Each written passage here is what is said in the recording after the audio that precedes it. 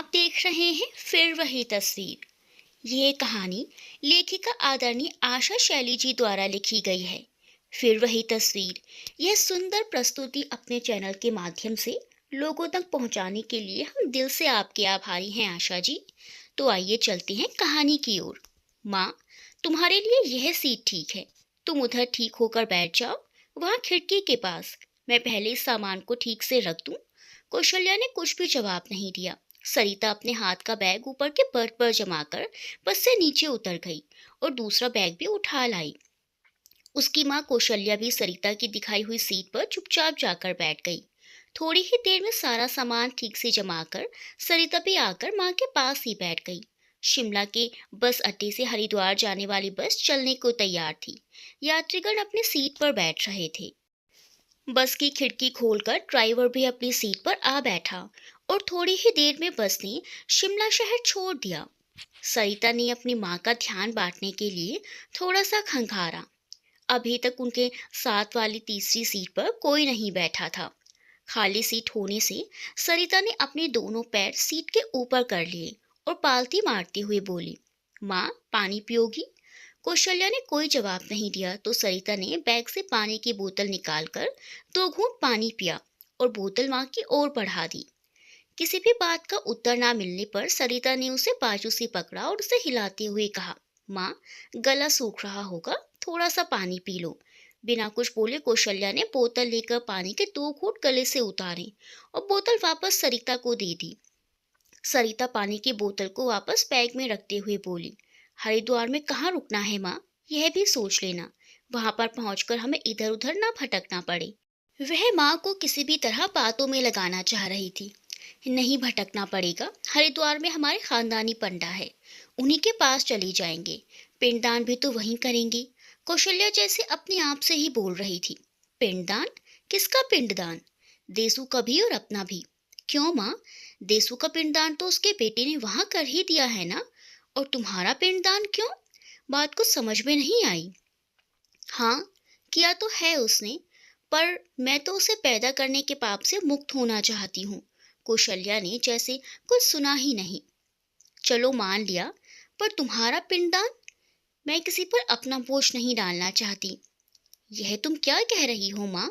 सरिता हैरान परेशान सी उसका मुंह देख रही थी, लेकिन कौशल्या उसके मन की भावनाओं से लापरवाह खिड़की से बाहर देखने लगी थी।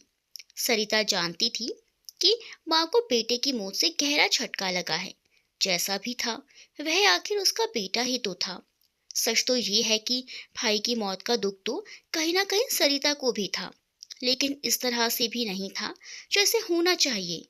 फिर भी वह समझ नहीं पा रही थी कि माँ के मन में क्या चल रहा है।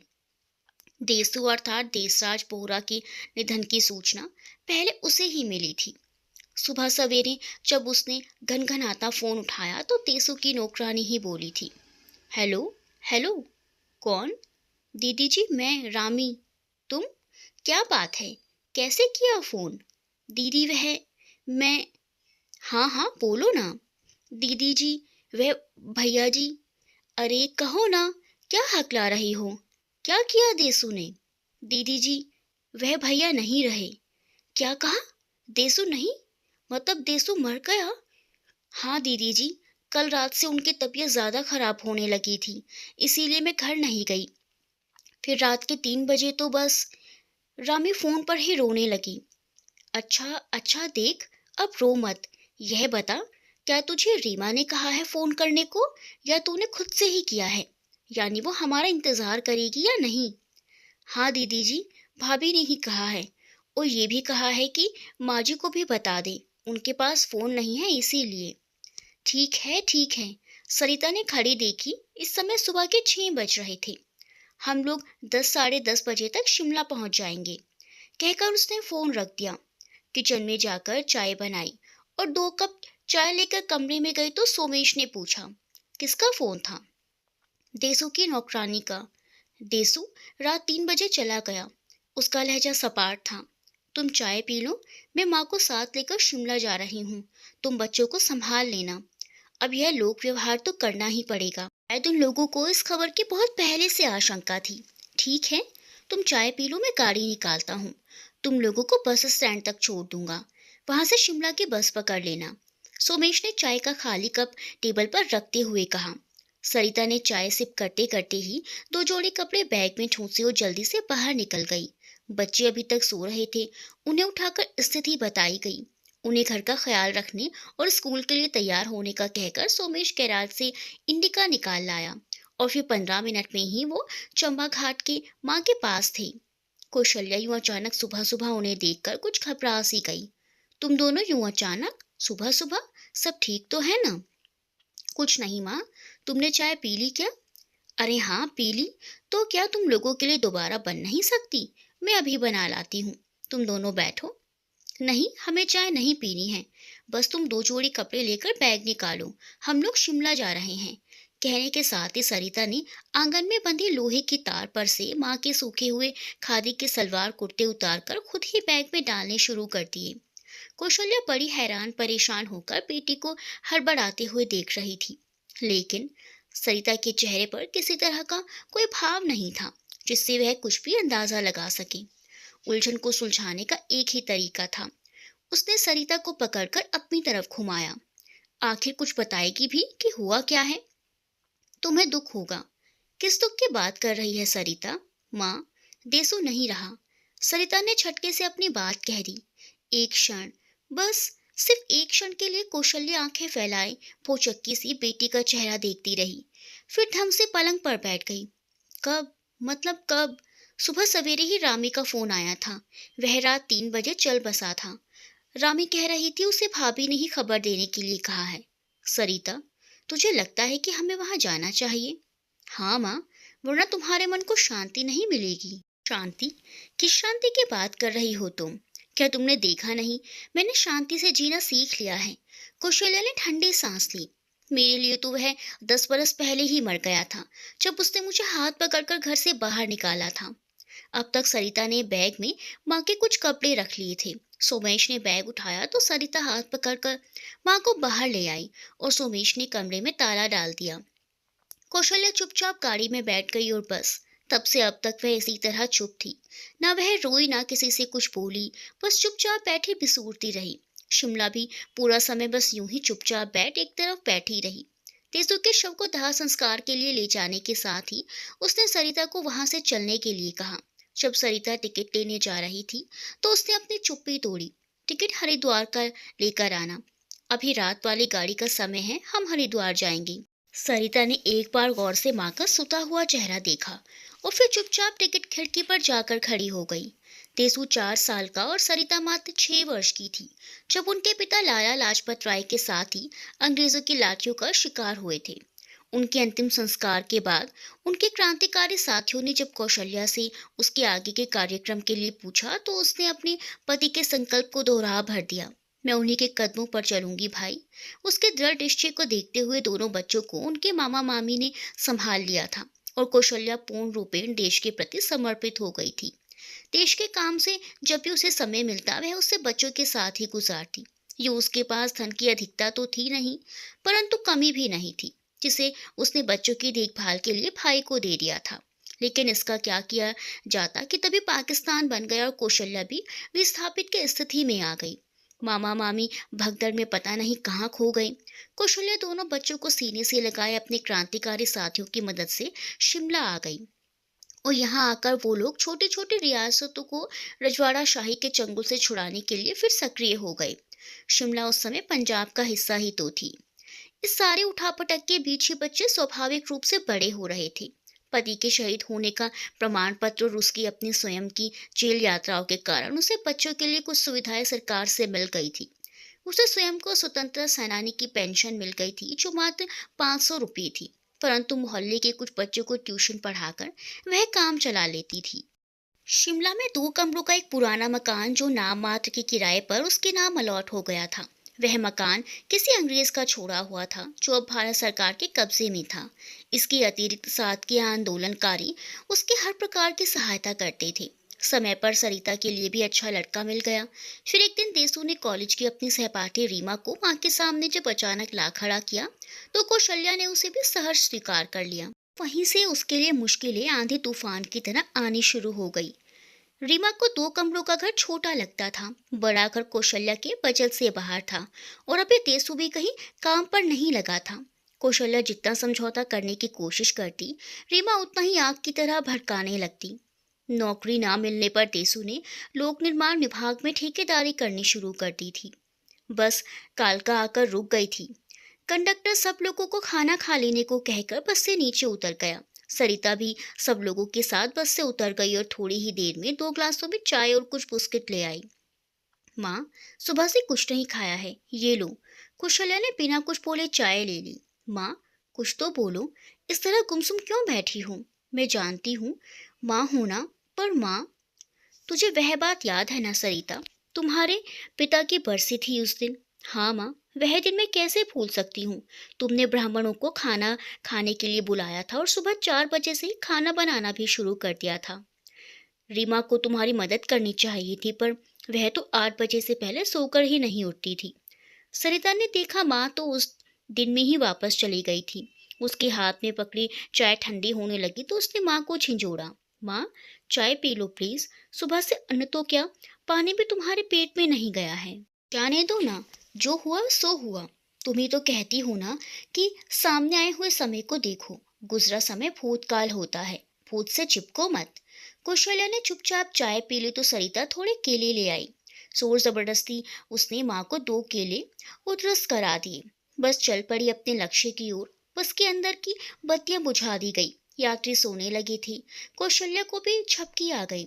सुबह से उलझे उसके दिमाग ने हार मान ली थी। परंतु सरिता माँ की हालत से बेखबर नहीं थी। उसे वह दिन अच्छी तरह से याद था जब देसू ने हाथ पकड़कर माँ को घर से बाहर धकेल दिया था। पिता के वार्षिकी श्राद्ध के लिए वह भी तो गई थी माँ का हाथ बटाने। उस समय गैस का तो नामो निशान नहीं था। चूल्हे पर ही खाना बनता था। सरिता चूल्हे पर आलू उबलने के लिए चढ़ाकर नहाने चली गई थी। उसे वापस आते देर हो गई तो कौशल्या ने चूल्हे पर से आलू का भरा भगोना उतार लिया और उसे नीचे रखने ही वाली थी कि भगोने का ढक्कन थोड़ा खिसक गया और उबलते आलूओं की भाप के कारण कौशल्या के हाथ से भगोना छूटकर छनछनाता हुआ धरती पर आ गिरा। सरिता कपड़े धोकर आंगन में बंधी तार पर डाल रही थी। उन्हें पास पड़ी खाट पर पटक कर भागी तो देखा कि माँ पैर पकड़े बैठी थी। गर्म पानी से उसका पैर पूरी तरह से जल गया था। भगोना गिरने से हुई छनाक की आवाज के साथ ही रीमा रसोई घर में आ धमकी और सास को बाजू से पकड़कर रसोई से बाहर धकेलते हुए भन्नाई। कितनी बार कहा है कि मेरी नींद मत खराब किया करो, लेकिन नहीं, सुबह सवेरे उठकर खटर पटर ना करें तो चैन कैसे आएगा। लगता है कि पूरी तरह सठिया गई हैं। बस बहुत हो गया, अब 9 बजे तक रसोई में मत आना, मुझे सोना है। उसने यह तक नहीं देखा कि सास पैर पकड़े क्यों बैठी है। तेसु नहाने जा रहा था। हाथ में ब्रश पेस्ट लिए ही कि रसोई की तरफ हो लिया। माँ, क्यों सुबह सवेरे पंगा मोल ले लेती हो? अरे थोड़ी देर से चाय पियोगी तो कोई हर्ज नहीं हो जाएगा। उसने भी यह तक नहीं देखा कि माँ अपने जले हुए पैर को पकड़े बैठी है। कराहते हुए वह बोली, बेटा, आज तुम्हारे पिताजी का वार्षिक श्राद्ध है। अब ब्राह्मणों को भोजन तो कराना ही है। 10 बजे तक सब आ जाएंगी। जल्दी नहीं उठती तो कैसे बनता? देर हो जाने से तुमको भी तो काम पर भूखा ही जाना पड़ता। बताओ, यह तो उठेगी नहीं और मैं भी ना बनाऊं तो कैसे चलेगा? तो बर्तन क्यों तोड़ रही हो? बहू भिनभिनाई। दर्द के कारण कौशल्या भी भिन्ना गई थी। मुझे क्या शौक चढ़ रहा था अपना पैर जलाने का। कौशल्या ने अपना जला हुआ पैर नल के नीचे रखकर नल खोल दिया। तेसु कभी माँ और कभी पत्नी का चेहरा देख रहा था और एक और खड़ी सरिता चुपचाप तीनों को देख रही थी और सोच रही थी कि क्या यह वही देसु है जो माँ के छींकने से ही घबरा जाता था। आज उसे माँ का उबलता पानी से जला पैर दिखाई भी नहीं दे रहा था। क्या जरूरत है माँ यह सब पाखंड करने की? वैसे भी कितनी महंगाई हो रही है, अब और इतना खर्चा करने का क्या दुख है? देसु के हलक से घुटी हुई आवाज निकली थी। देसु। कौशल्या तड़प उठी। क्या हो गया है तुझे? अरे यह क्या कह रहा है तू? मैं तो हर साल ही तेरे पिताजी का श्राद्ध करती आ रही हूँ और श्राद्ध करना तो हमारी परंपरा है। तुझे यह सब पाखंड कब से लगने लगा? इससे पहले तो तूने ऐसी बातें कभी नहीं की। मैं कुछ नहीं जानता। जब रीमा को अच्छा नहीं लगता तो यह सब बंद करो। वह माँ से नजरें चुराने लगा था। देसु, ये आज तू माँ से किस तरह की बातें कर रहा है? क्या हो गया है तुझे? तूने यह भी नहीं सोचा कि माँ को तुम्हारी इन बातों से कितनी ठेस लगेगी? सरिता से अब चुप नहीं रहा गया तो बोल ही पड़ी। माँ क्या अकेली इनकी ही है? आप भी तो हैं ना दीदी। रीमा ने तुरंत ही बात को लपक लिया। सरिता हक्की बक्की उसका मुंह देखने लगी, फिर हचकचा कर बोली, मैंने कब माँ को कोई उल्टी सीधी बात कही है या माँ का अपमान किया है जो तुम मुझे सुना रही हो? तो जहाँ ये रहती हैं वहाँ के लोग इन्हें बुरे क्यों लगते हैं? जाने दो सरिता, इसके मुंह लगकर क्यों अपना अपमान करवाती हो? मुझे तो अब सहने की आदत हो गई है। माँ ने उसे रोका तो रीमा पैर पटकती हुई अपने कमरे की ओर बढ़ गई। अब तो देसू भी और बिफर गया। अच्छा, तो तुम्हारी ही लगाई हुई आग है यह? बुझाओ दीदी अब इस आग को। अब मुझे समझ में आ रहा है कि तुम ही मेरी पत्नी के खिलाफ भड़काती रहती हो माँ को। ज्यादा ही हमदर्दी हो रही है तो ले जाओ अपने साथ और झेलो इन्हें। तब पता चलेगा कि कितने बीस का सौ होता है। देसू, कौशल्या जोर से चिल्लाई, चिल्ला मत बुढ़िया। अब तो तुझे तेरी बेटी ही पालेगी और संभालेगी। निकल यहाँ से, निकल। तेसु ने आगे बढ़कर माँ का बाजू से हाथ पकड़ लिया और खींचकर घर से बाहर ले आया। तेसु, यह क्या कर रहा है तू? कुछ शर्म लिहाज बची है तेरी आंखों में या सब हजम कर गया है? सरिता पीछे पीछे दौड़ी आई और घुट्टों पे सर रखकर रो रही कौशल्या को उठाने लगी तो तेसु ने पड़ाक से दरवाजा बंद कर दिया। थोड़ी देर बाद सरिता ने दरवाजे को धक्का दिया तो वह खुल गया। उसने रसोई घर में जाकर कच्चा आलू काटकर माँ के पैर पर लगाया। फिर ब्राह्मणों को माँ का पैर जल जाने के कारण भोजन बनाने में असमर्थता जताकर उसने क्षमा याचना की और डॉक्टर से दवा लाकर माँ के पैर पर लगाई। घर का वातावरण बहुत ही तनाव भरा हो गया था, अतः सरिता ने ससुराल लौट जाना ही उचित समझा। सहारनपुर आ गया था, बस रुकी तो सब लोग चाय पीने के लिए उतरे। सरिता ने भी माँ को पकड़कर नीचे उतारा। बैठे बैठे अकड़ जाओगी, उतर जाओ दी थोड़ी देर के लिए। कौशल्या चुपचाप उसके साथ एक तरफ को चल दी। थोड़ी जलपान के बाद चालक ने स्टीयरिंग संभाल ली तो वो भी अपनी सीटों पर आ बैठी और बस आगे बढ़ने लगी। इस घटना को थोड़े ही दिन गुजरे थी कि सरिता को किसी पड़ोसी के फोन से माँ के पैर का घाव पक जाने की सूचना मिली। सरिता शिमला आई और जिद करके माँ को डॉक्टर के पास ले गई। पैर पका होने के कारण वह तो ठीक से चल भी नहीं पा रही थी, इसीलिए घरेलू जड़ी बूटी का प्रयोग कर रही थी, लेकिन पैर ज्यादा ही जल गया था। अरे दीदी, तुम कब आई? घर लौटने पर तेसु ने बहन को घर में देखकर पूछा। मैं तो सुबह ही आ गई थी, लेकिन तुम यह बताओ कि क्या तुम्हें इतना समय भी नहीं मिलता कि माँ की पट्टी करवा लाते? सरिता ने नाराजगी जाहिर की। मैं क्या करूं, मुझे तो और भी काम होते हैं। रीमा से यह बनाकर नहीं रखती, वरना वह इन्हें ले जाती। देसु, यह तुम्हें क्या हो गया है? रीमा को इनसे रिश्ता सुधारना चाहिए या इन्हें उसकी चमचागिरी करनी चाहिए? दीदी, तुम्हें इतनी परेशानी क्यों हो रही है? तो इन्हें ले जाओ ना। कुछ दिन तुम्हारे साथ रहेंगी तो तुम्हें भी पता चल जाएगा कि कितने बीस का सौ होता है। क्यों, मैं माँ को जानती नहीं हूँ क्या? इसी माँ के साय में हम दोनों पले हैं। तब तो माँ अच्छी थी, रीमा के इस घर में आते ही माँ में सारे दुर्गुण कहाँ से पैदा हो गए? जाने दो सरिता, तुम बस एक दिन के लिए आई हो, क्यों बेकार झगड़ा मोल ले रही हो? मुझे कोई कष्ट नहीं है। माँ ने बात को टालने का प्रयास किया। उसे डर था कि भाई बहन अभी लड़ पड़ेंगी। माँ, तुम तो चुप ही रहो। पहले आग लगाती हो, फिर जब वह भड़क जाती है तो छींटों से बुझाने का नाटक करती हो। देसू बिफर गया था। अचानक ही सरिता को उसके मुंह से शराब की गंध आई। तू अब शराब भी पीने लग गया है? सरिता की आंखें आश्चर्य से फैल गई। हाँ, पीता हूँ, रोज पीता हूँ। क्या करेगी? घर से निकालोगी? मैं ही तुम्हें घर से निकालता हूँ। जाओ, अपने घर और माँ बेटों के बीच में कभी मत बोलना, समझी? उसने सरिता को उंगली से दरवाजा दिखाया। सरिता आंखें फाड़े कभी माँ को तो कभी भाई को देख रही थी। भी उसकी नजर रसोई घर के दरवाजे से लगी खड़ी रीमा पर गई, जो आंचल में मुंह दबाए हंस रही थी। देसू, पागल हुआ है क्या? छोड़ उसका हाथ। यह कौन सा तरीका है घर आई बहन से बात करने का? कौशल्या ने सरिता का हाथ उससे छुड़ाने की कोशिश की। अच्छा, तो तुम अपनी बेटी से बहुत प्यार करती हो ना? देसू ने सरिता का हाथ छोड़ दिया और कौशल्या का हाथ पकड़ लिया। फिर गुर्राते हुए माँ को घसीटता हुआ घर से बाहर ले गया। सरिता पीछे पीछे दौड़ी तो उसे भी धक्का देते हुए बोला, जाओ, अपनी बेटी के साथ रहो और इसी के पास रहो। खबरदार लौट कर इधर मत आना। कहकर उसने दरवाजा अंदर से बंद कर लिया। सरिता माँ को लेकर सोलन लौट आई। सारी बात सुनने के बाद सोमेश ने माँ से अपने पास रहने का आग्रह किया। कई दिनों तक कौशल्या सख्ते सी हालत में रही। रीमा के घर में आने के बाद से घर में झगड़ा तो हर समय ही रहता था, परंतु ऐसा भी समय आएगा कौशल्या ने ऐसा कभी सोचा नहीं था। धीरे धीरे कौशल्या जब सामान्य होने लगी तो उसने दामाद से अपने लिए कोई नौकरी तलाशने का आग्रह किया। सुमेश समझ गया कि उनका स्वाभिमान इसी तरह बच सकता है कि उन्हें वह करने दिया जाए जो वो चाहती हैं। अतः एक स्थानीय निजी संस्थान के विद्यालय में कौशल्या के लिए व्यवस्था कर दी गई। 500 रुपये प्रति महीना उन्हें पेंशन मिलती थी और 500 रुपये के साथ संस्थान ने उनके लिए एक साधारण से कमरे की भी व्यवस्था कर दी। बस कौशल्या के लिए इतना काफी था। इस बात को 10 वर्ष हो चुके थे। शिमला के उनके परिचित और पड़ोसी उन्हें चाहे अनचाहे देसु के घर बच्चों और उसके स्वास्थ्य की खबर देते रहते थे। देसु अब बहुत ज्यादा शराब पीने लग गया था। उसके फेफड़े बेकार हो गए थे और आज पटाशेप हो गया। रीमा अनपढ़ माता पिता की अकेली संतान थी। माँ बाप परसा हुए एक दुर्घटना में स्वर्गारोहण कर गए थे, किंतु अपनी इच्छा से जीने की उसकी लालसा, उच्च खलता और बद्दीमागी ने कौशल्या को यही दिन देखने पर विवश कर दिया था। और अब कौशल्या तो देसु के गुजर जाने की खबर के बाद चुप ही लगा गई थी, लेकिन सरिता ने भी रीमा से कोई बात नहीं की थी। बस चुपचाप एक तरफ बैठी आने जाने वालों के हाव भाव देखती रही थी और ना ही रीमा की हिम्मत उन्हें रोकने की पड़ रही थी। आज रीमा बिल्कुल अकेली हो गई थी।